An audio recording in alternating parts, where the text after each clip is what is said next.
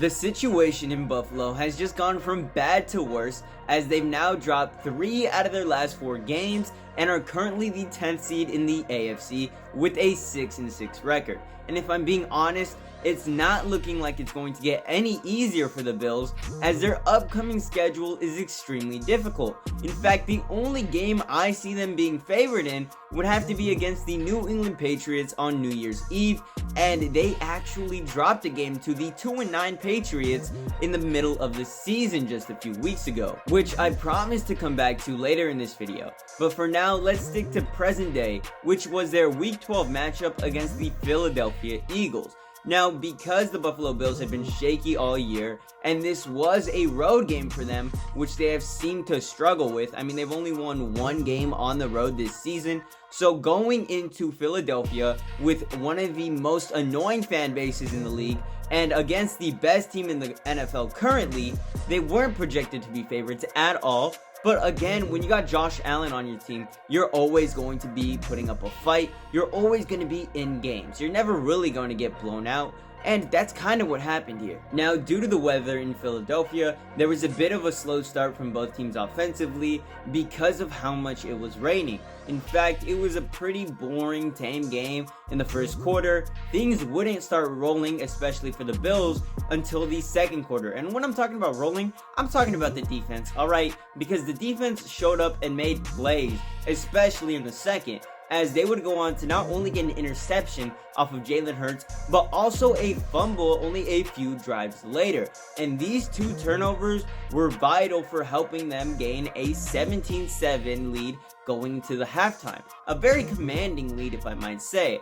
And why? Well, the defense does its job, okay? While the offense has been struggling all season, the defense has managed to be solid throughout all of it. And while the Bills' defense was off to a great start, the same could not be said about their special teams, as Tyler Bass would go on to miss 2 separate field goal attempts, both which came back to hurt the Buffalo Bills big time. Had he just made one of those, we could be talking about the Bills in a whole new light. They would be considered contenders again, as they would have taken down the best team in football. Unfortunately for Tyler Bass and Josh Allen and company, that isn't what happened. As for Josh Allen, he had a solid second half, even a few touchdowns. But the thing I really want to focus on is the interception that he would go on to throw in the beginning of the fourth quarter, because it was a huge moment in this game for both of the teams. I mean, Josh Allen would try to force the ball to Stephon Diggs. It wouldn't work out, and it would actually end up in the hands of James Bradberry. What would the Eagles do with this? Capitalize on it, as Jalen Hurts ended up throwing a touchdown pass to take the lead away from the Bills. Hate to see that, because we're back to talking about the Bills defense. They gave up 17 points in the fourth quarter. Not only did they give up 17 points, but they let the Eagles get into field goal range in under 2 minutes. There was less than 2 minutes left in this football game. Josh Allen and the team had just had a great drive, and now you're going to let them get into field goal range? Sure, they had to kick a 59-yarder in terrible weather, and maybe Jason Kelce had to fart or poop or whatever, so he kept getting false starts. But that wasn't enough to stop this magical Eagles team, because Jake Elliott hit a 59-yard bomb, and this game was going into OT. OT, the acronym Josh Allen fears most.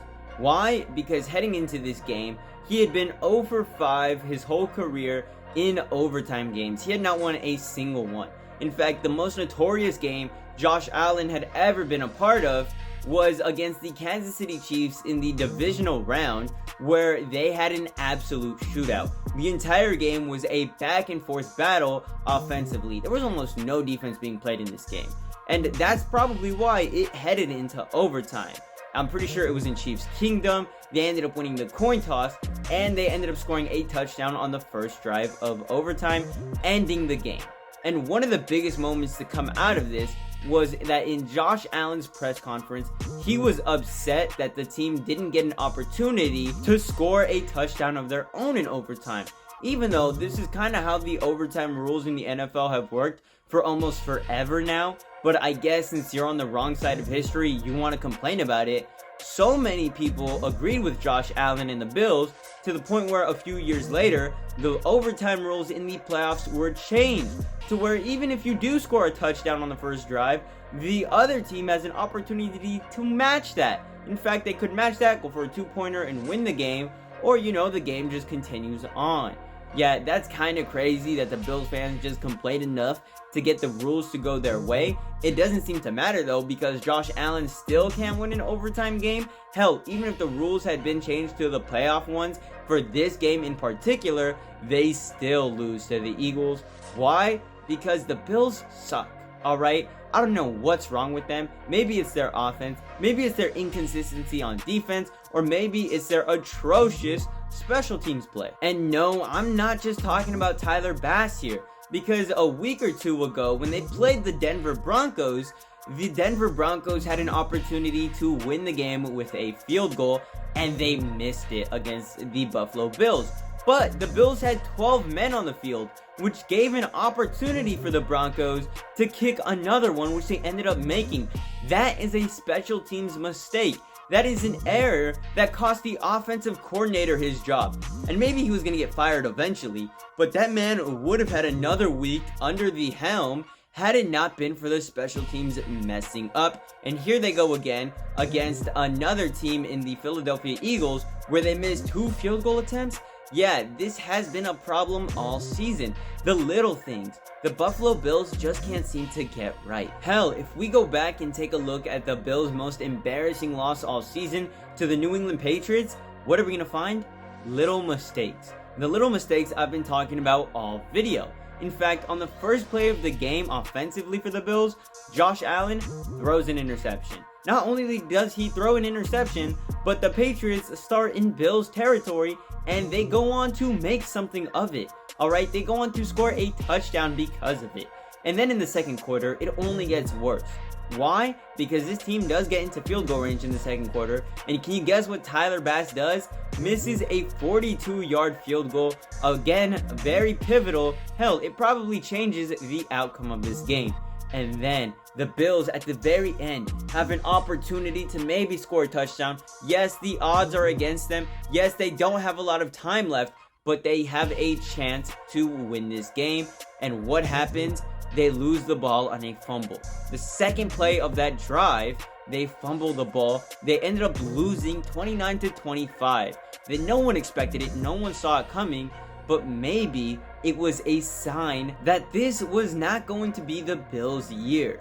Hell, I could have told you that after their week 1 performance in primetime versus the New York Jets, where Josh Allen would go on to throw 3 interceptions. And it was so embarrassing because Aaron Rodgers, he tore his Achilles almost immediately, and yet the Bills somehow found a way to lose this game. Yeah, we should have seen this coming from the very beginning, but we didn't. Why? Because the Bills of old, we believed in the Bills that had been going to the divisional, been going to the AFC Championship over these past few years. We thought that's what the Bills were going to look like in 2023-24, but it hasn't been. Now, if you're a Bills Mafia fan or just a regular Bills fan, tell me if there's anything I missed, but that's basically it for this video. Catch y'all later. Much love. Deuces.